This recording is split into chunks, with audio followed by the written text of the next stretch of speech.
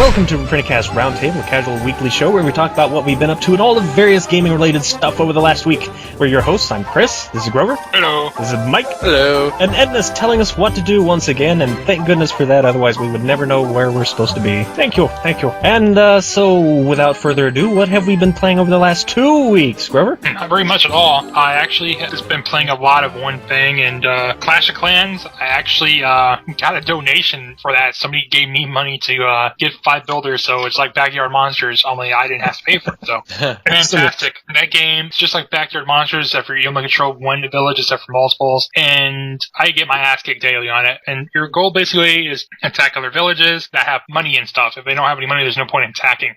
When you do that, it takes your shield down, and if you make a lot of money, like at one point, I think I had 1 million cash and 1 million elixir, and yeah, that's just, they're going to attack you immediately, because they can get 50% of that. That's 500,000 of each. 50% of that? Yeah. It's like 10 or something like that. Sheesh. No, they take 50 if they attack you, which you get a shield up, but usually I take the shield back down and go attack again and go do other things. Is there like a bank system to stick it in? Nope. No It's not even like Mafia Wars. So the solution is don't go offline, and which involves cheating.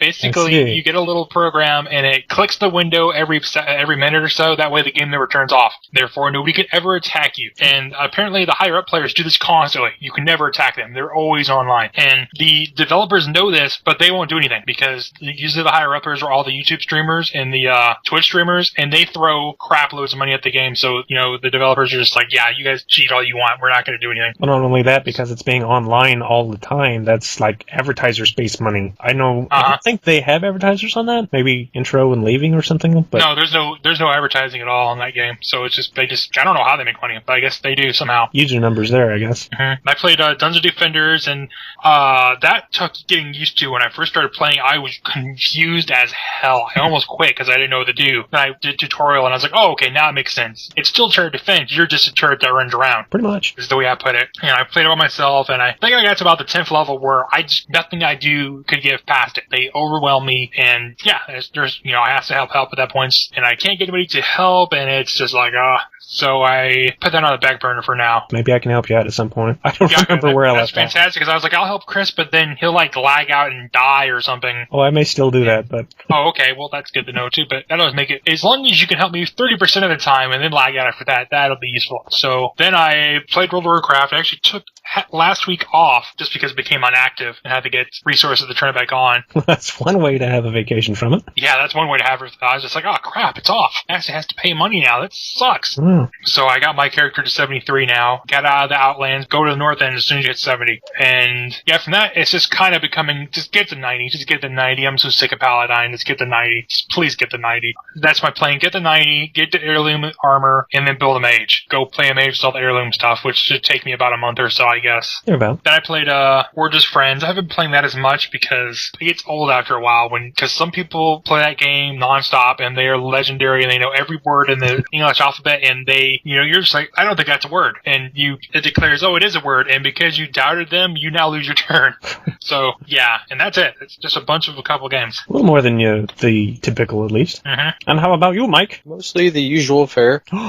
Some World of Warcraft and Super Smash Brothers, of course. I tried playing Alien Isolation again, and I'm just not very good at it. I can't bring myself to leave cover often enough. And when I do leave cover, I get killed. So it makes me not want to leave cover even more. So then I just sit there for like 30 minutes trying to decide when the best time to leave is. So then I pick a time, and it was the wrong one. So I should have waited another 30 minutes. It's a horrible way to make a game, though. There's got to be something more to it than that. Oh, there is. I mean, there's little things that you can do to distract him. I just have it's limited resource type of stuff, and I passed on a lot of those things earlier in the game because I didn't know that you could like dedicate a part to building something and then have it already used so that you can pick up another one, because you can only hold so many of each item. But if you dedicate a part to building something, then that part leaves your inventory and you can pick up another one, even though that thing that you have set to be built isn't completed yet. So I didn't know you could do that until the part that I'm at right now in the game. Considering restarting, or are you too far in? No, I'm honestly not that far, but I'm through a lot of the annoying stuff with some of the earlier, hide from these guys scenarios, but it wasn't the alien that you're hiding from. So, and honestly, the alien is a little bit easier to hide from. He's just a little bit harder to get away from. Gotta be on your toes. Yeah, but other than that, Binding of Isaac Rebirth came out this week. Yep. I've been watching people play that, and it looks torturous. It's actually really not that bad. They're playing it hard. It feels just like the original, which I played a lot of after you guys started talking about it on the podcast. Mm-hmm. I still play it from time to time. Yeah, I hadn't lately. It's something I always wanted to get back into, and now that the new one's out, I'm just probably going to play that instead. It was quite literally between renewing WoW subscription or getting Binding of Isaac Rebirth, and I almost got the Rebirth instead. It was a hard choice. I had to sit there for a day and think about it hard. Now, I have a question I've not heard anybody ask or answer. Did they change the control scheme at all? Does it control exactly like the first game? Yes. Because on the one hand, improving it would be so important and so useful, but on the other hand...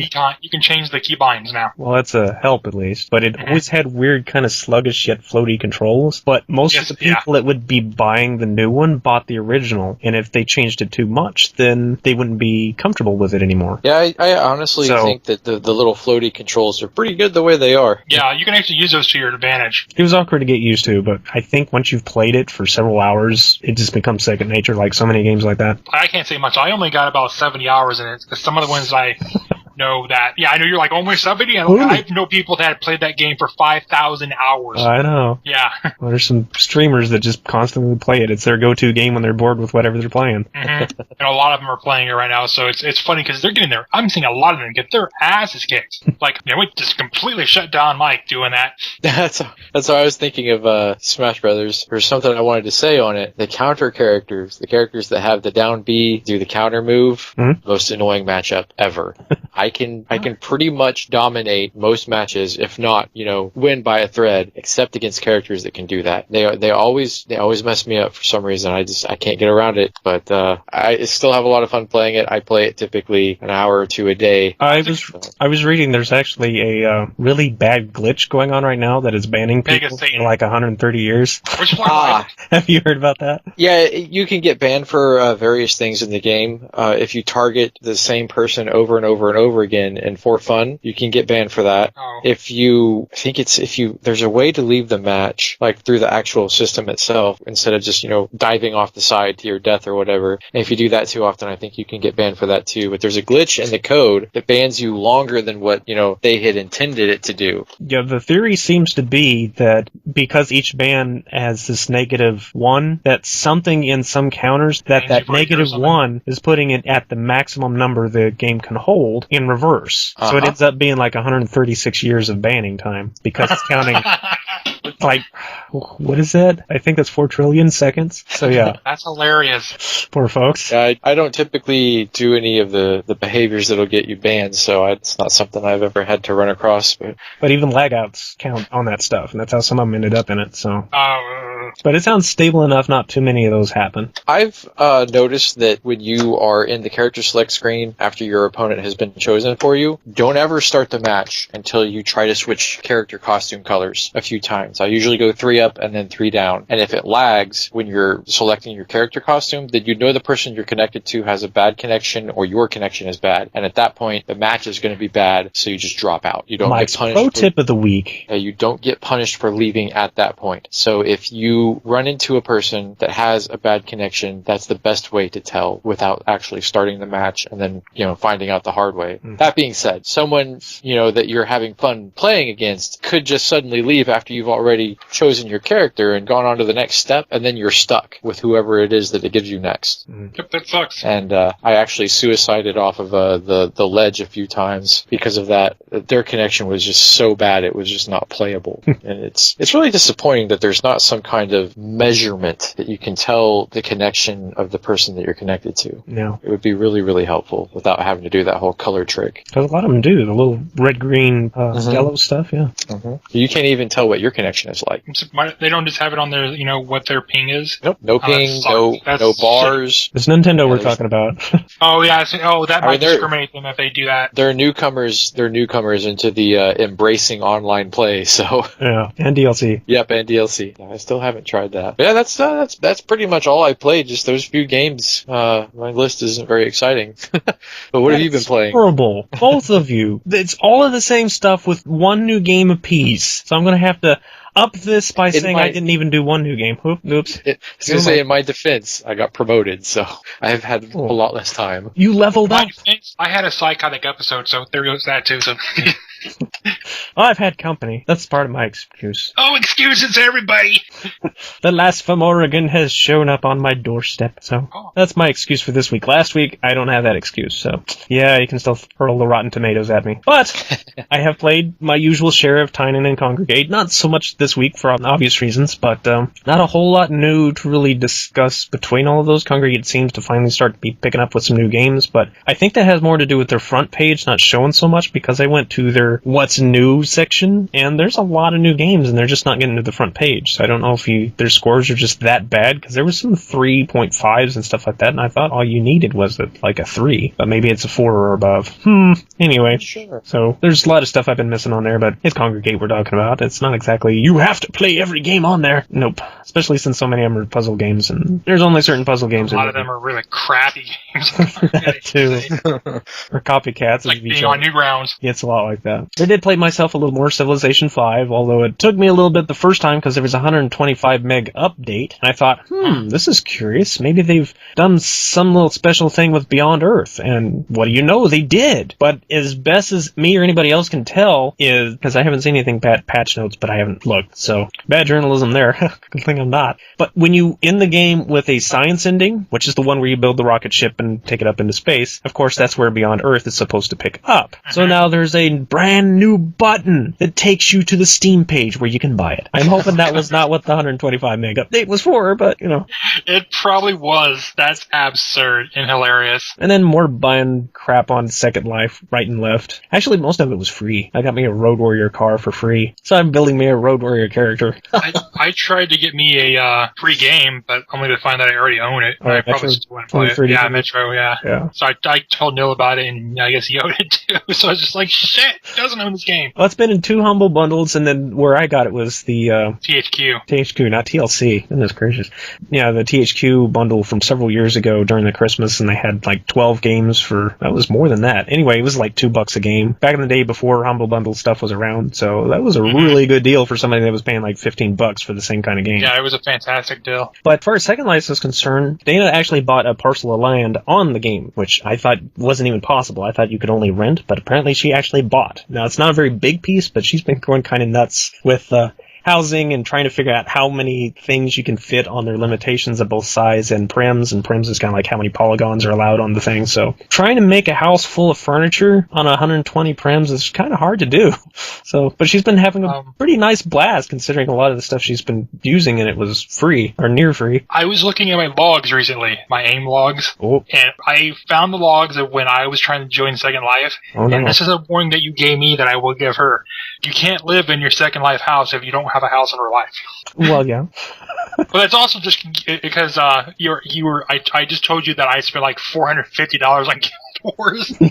It was literally about the same week, so. How about that? When money flowed. And then I got a surprise announcement. I was going through my emails earlier this week, I think it was Monday, and I got something from Blizzard. Now, I've gotten stuff from them before, but it always was, fake accounts trying to make me think it was Blizzard and to go sign into these. Yeah. Well, this one was actually from Blizzard, and here's your activation code. And I'm thinking, for what? And then I realized the website it's taking me to is the Korean version. So I have this little inkling that my Battle.net account has probably been hacked. Yeah, you need to get the authenticator very soon, probably. I may just make me a new one and just. Or you're gonna get a warning saying that your WoW account that you don't have has been frozen. I don't mind starting over. So if the Hunter and the Warlock I built ages ago, so that's been a while. But alas, yeah, there you go. Second Life, a little bit of Civ 5 and Tynan and Congregate. Exciting, huh? When Prinny plays, that doesn't count. You guys heard about Blizzard just announced a new game? Overwatch? I didn't. Yeah. It's like Team Fortress 2. That's what I was figuring at first, but then I saw some weird things that made me think of Warhammer for a couple seconds. Well, I think they're kind of combining the StarCraft and Warcraft universes. Oh, that makes maybe literally, me, but that's kind of what it looks like to me. It's more like, it's hard to explain. I saw some gameplay footage of it, and it's sort of like a first-person shooter designed as like a team fight MOBA without, towers and stuff like that, but first person. The abilities each character has are unique to that character. Like, not everybody has a gun, not everybody is going to be sniping people from range. It's like having this giant cast of characters that each have, their own unique abilities that are not shared between characters. Yeah. So one sniper is not going to be met by another sniper that's just a different skin or anything like that. It's going to be a completely different character. That sounds awesome. It actually looks amazing. Like I wasn't sure about it. I've never been a big first-person shooter person. I'll have moments where he's like, I want to play a first-person shooter. I need a good one to play, and I can never find that good one to play. My first-person shooters are always Team Fortress 2 or PlanetSide 2. That's it. I played Tribes, the one that came out. What was it called? Was it Tribes of Sin? Tribes of Sin. I did get into that game big time for a little while, but then they all started becoming psycho-elitist, and I was just like, okay, that's enough of this shit. Yeah, I played the game for a little while, and then I just stopped playing, and I really don't know why. I enjoyed the skiing more than anything else in that game. Like 90% of the time, I wasn't even fighting. I would just be skiing around the map. Whee! How fast can I go? And that was a pretty fun part of the game. It gave it sort of like that adventure mode. I heard it went really pay to win, kind of like PlanetSide did. It wouldn't surprise me. I haven't logged into it in a long time though, so I couldn't tell you for sure. I mean, Team Fortress 2 kind of they didn't really go more pay to win, more like pay to customize. Pay to hat. Well, yeah, for hats.